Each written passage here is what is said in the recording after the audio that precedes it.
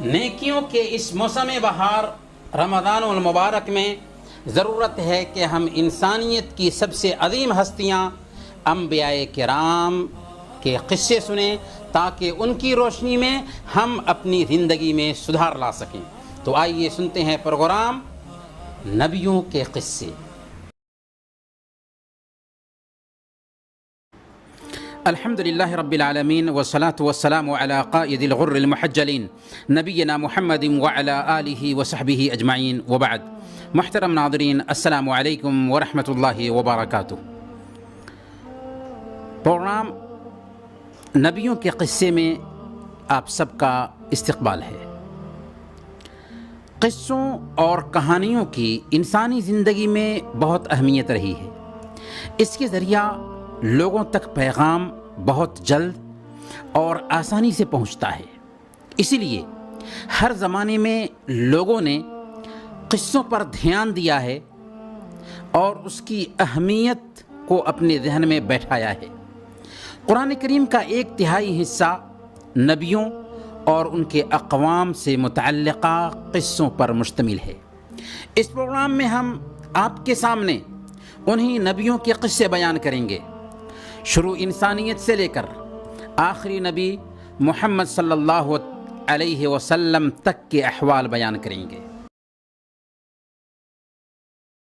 یاد رکھیں، انبیاء کے قصے عام قصوں سے بالکل مختلف ہیں کہ یہ حقیقت پر مبنی ہیں، خیالات اور انسانی ذہن کی اپج نہیں۔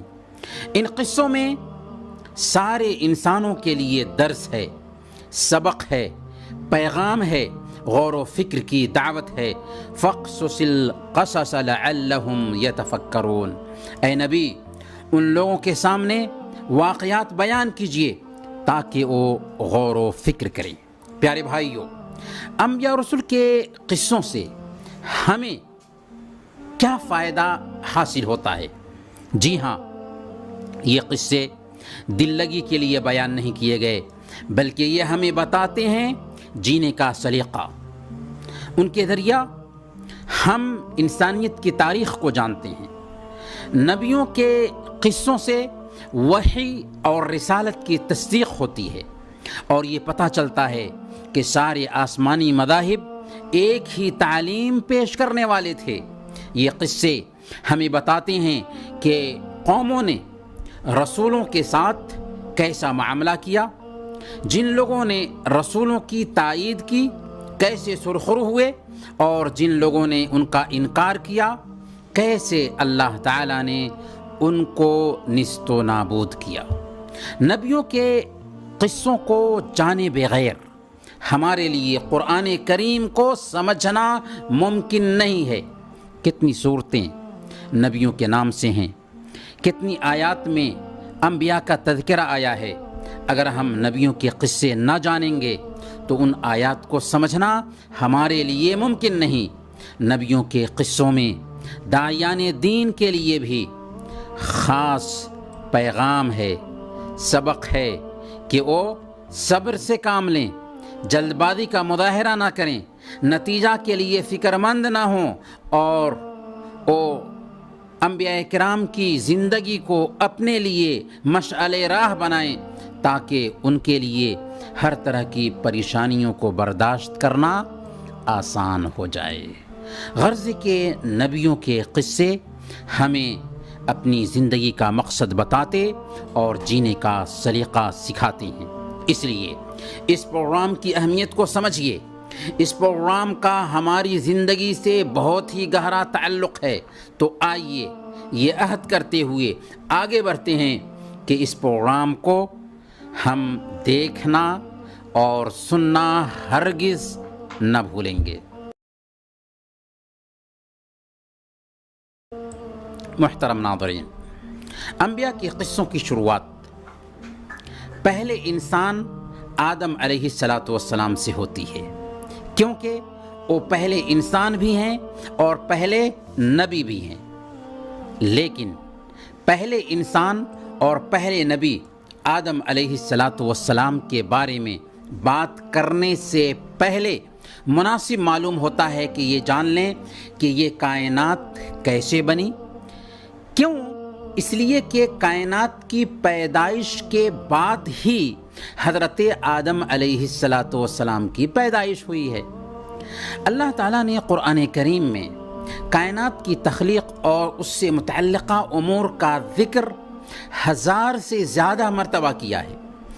اسی طرح مختلف احادیث میں بھی اس کا ذکر کیا گیا ہے، جس کا خلاصہ یہ ہے کہ کائنات کو پیدا کرنے سے پہلے صرف اللہ تعالیٰ تھا، اللہ کے علاوہ اور کچھ نہیں تھا۔ مسند احمد کی روایت ہے، اللہ کے نبی صلی اللہ علیہ وسلم نے ارشاد فرمایا، کان اللہ ولم یکن شیء غیرہ، کہ اللہ صرف تھا، اللہ کے علاوہ کوئی نہ تھا۔ پھر اس نے پانی پر عرش کو پیدا کیا۔ اس سے پتہ کیا چلا؟ اس سے پتہ یہ چلا کہ سب سے پہلے پانی پیدا کیا گیا اور پھر پانی پر عرش پیدا کیا گیا۔ اس کے بعد اللہ تعالیٰ نے قلم کو پیدا کیا، جو اس دنیا کے حساب سے سب سے پہلی مخلوق ٹھہرتی ہے، جیسا کہ سنن ترمذی کی روایت ہے، اللہ کے رسول صلی اللہ علیہ وسلم نے ارشاد فرمایا، اول ما خلق اللہ القلم، اللہ تعالیٰ نے دنیا کی چیزوں میں سب سے پہلے قلم کو پیدا کیا اور اس سے کہا کہ لکھو جو کچھ دنیا میں ہونے والا ہے۔ چنانچہ قلم نے لوح محفوظ میں آسمان اور زمین کی پیدائش سے 50,000 سال پہلے مخلوق کی تقدیر کو لکھ دیا۔ اس کے بعد آسمان و زمین کی پیدائش 6 دن میں عمل میں آئی، جس کی ترتیب صحیح مسلم کی روایت کے مطابق بیان کی گئی ہے۔ اللہ کے نبی صلی اللہ علیہ وسلم نے ارشاد فرمایا کہ اللہ تعالیٰ نے سنیچر کے دن مٹی کو پیدا کیا، اتوار کے دن پہاڑ کو پیدا کیا، سوموار کے دن درخت کو پیدا کیا، منگل کے دن تکالیف و جرائم اور بیماریوں کو پیدا کیا، بدھ کے دن روشنی کو پیدا کیا، جمعرات کے دن زمین میں چوپایوں کو پیدا کیا، اور آدم علیہ السلام کو جمعہ کے دن کی آخری ساعت میں عصر سے رات تک کے بیچ میں پیدا کیا۔ یہ صحیح مسلم کی روایت ہے۔ آدم علیہ السلام کی پیدائش سے پہلے اللہ تعالیٰ نے نور سے فرشتوں کو پیدا کر دیا تھا۔ اس کے بعد تقریباً 2000 سال پہلے جنوں کو پیدا کر کے زمین پر بسایا تھا۔ انہوں نے جب زمین میں قتل و خون ریزی مچائی تو اللہ تعالیٰ نے فرشتوں کا ایک لشکر بھیج دیا، جنہوں نے ان فسادی جنوں کو سمندر کے دور دراز علاقوں کی طرف دھکیل دیا۔ اس کے بعد آدم علیہ السلام کی پیدائش کی باری آتی ہے۔ ایک دن اللہ تعالیٰ نے فرشتوں سے بات کرتے ہوئے کہا کہ اے فرشتوں، میں زمین میں خلیفہ بنانے والا ہوں، جن میں سے ایک نسل دوسری نسل کے بعد زمین میں خلافت کرے گی۔ جب فرشتوں نے اللہ سے یہ بات سنی تو چونکہ انہوں نے انسان سے پہلے جنوں کا حشر دیکھ رکھا تھا کہ انہوں نے دھرتی پر تباہی مچائی تھی، اس لیے فرشتوں نے اللہ تعالیٰ سے کہا، اتجعل فیہا من یفسد فیہا ویسفک الدماء، کیا آپ زمین میں کسی ایسے کو مقرر کرنے والے ہیں جو اس کے انتظام کو بگاڑ دے گا اور خون ریزیاں کرے گا؟ اگر اس مخلوق کو پیدا کرنے کا مقصد یہ ہے کہ وہ آپ کی عبادت کریں تو ہم دن رات آپ کی عبادت کر رہے ہیں۔ اس سوال کا مقصد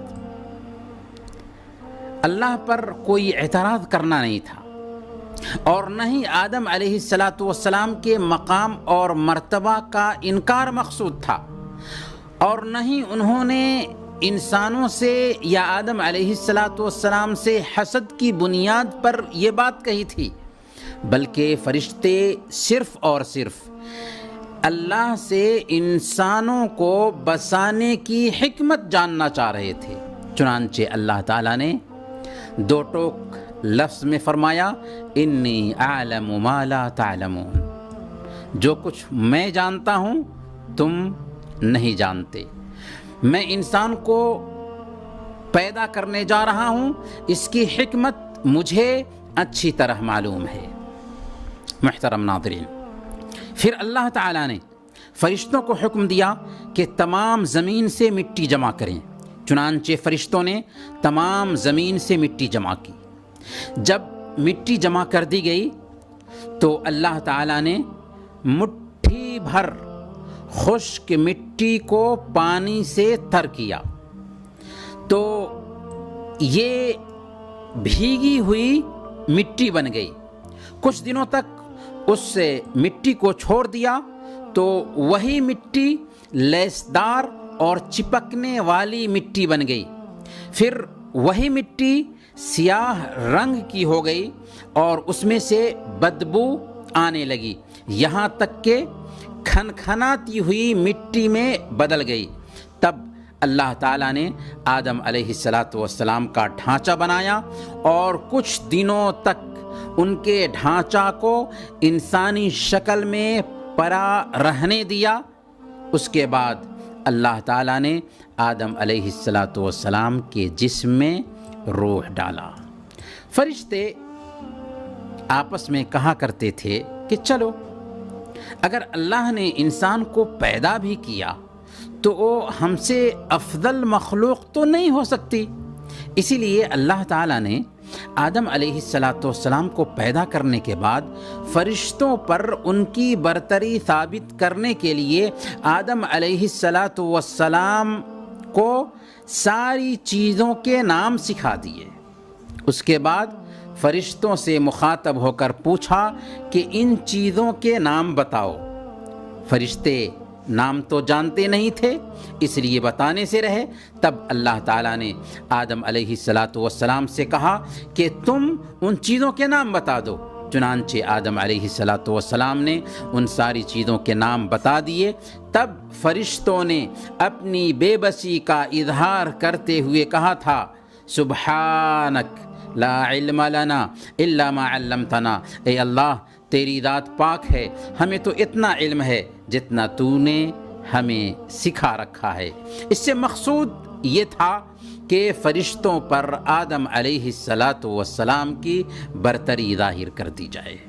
دوسری برتری یہ ظاہر ہوئی کہ جب اللہ تعالیٰ نے آدم علیہ السلام کو پیدا کیا تو فرشتوں کو حکم دیا کہ فَإِذَا سَوَّيْتُهُ وَنَفَخْتُ فِيهِ مِن رُوحِي فَقَعُوا لَهُ سَاجِدِينَ، کہ جب میں اسے پورا بنا چکوں اور اس میں اپنی روح سے پھونک دوں تو تم سب کے سب اس کے آگے سجدے میں گر جانا۔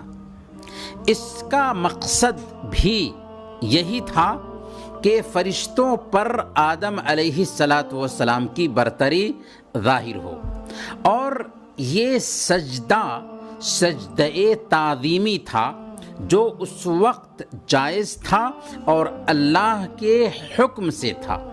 لیکن شریعت محمدیہ میں سجدہ تعظیمی کی بھی اجازت نہیں ہے، گنجائش نہیں ہے، سجدہ تعظیمی بھی جائز نہیں ہے۔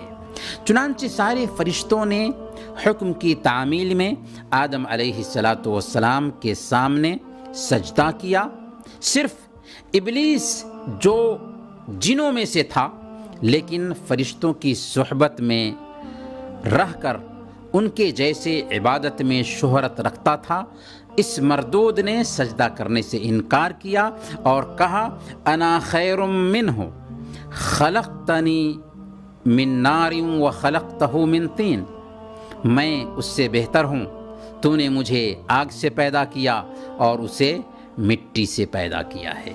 یہ ابلیس تھا، انسانوں کا ازلی دشمن، جس نے اللہ کی سب سے پہلے نافرمانی کی تھی، چنانچہ اللہ تعالیٰ نے ہمیشہ کے لیے اسے دھتکار دیا، فرشتوں کی صحبت سے محروم کر دیا اور جنت سے بھی نکال دیا۔ پھر آدم علیہ السلام کو جنت میں بسایا۔ آدم علیہ السلام جنت میں اکیلے گھومتے پھرتے تھے، ان کا کوئی ساتھی نہ تھا جس سے ان کو سکون حاصل ہوتا۔ ایک مرتبہ کا واقعہ ہے، وہ سوئے، جب سو کر اٹھے تو دیکھتے ہیں کہ ان کے سر کے پاس ایک عورت بیٹھی ہوئی ہے۔ انہیں اللہ نے آدم علیہ السلام کی پسلی سے پیدا فرمایا تھا۔ آدم علیہ السلام نے ان سے پوچھا، تم کون ہو؟ اس نے کہا کہ میں عورت ہوں۔ فرمایا، تجھے کیوں پیدا کیا گیا ہے؟ اس نے کہا، تاکہ آپ مجھ سے سکون حاصل کریں۔ فرشتوں نے آدم علیہ السلام سے پوچھا کہ بتائیے ان کا نام کیا ہے؟ تو آدم علیہ السلام نے کہا کہ حوا۔ پوچھا کہ حوا نام کیا ہے؟ فرمایا، کیونکہ وہ زندہ وجود سے پیدا کی گئی ہے۔ محترم ناظرین، یہ ہے ہمارے پہلے ماں باپ آدم اور حوا کی پیدائش کا قصہ، جن سے ساری انسانیت کا وجود عمل میں آتا ہے۔ اسی حقیقت سے ڈارون کی اس تھیوری اور اس نظریے کی تردید ہوتی ہے جس میں کہا جاتا ہے کہ انسان بندر کی اولاد ہے، ترقی کرتے کرتے انسان بنا ہے۔ جب انسان آسمانی ہدایت سے منہ موڑتا ہے تو ایسی ہی ٹھوکریں کھاتا ہے۔ اب سوال یہ ہے کہ ابلیس کا معاملہ آدم علیہ السلام کے ساتھ کیسا رہا؟ آدم اور حوا علیہم السلام جنت سے کیوں اور کیسے محروم کیے گئے؟ آدم کے بیٹوں حابیل اور قابیل کا قصہ کیا ہے؟ ان تمام نکات پر ہم اگلے ایپیسوڈ میں بات کریں گے انشاءاللہ۔ تب تک کے لیے اجازت دیجیے۔ وصلی اللہ علی نبینا محمد وعلی آلہ وصحبہ اجمعین۔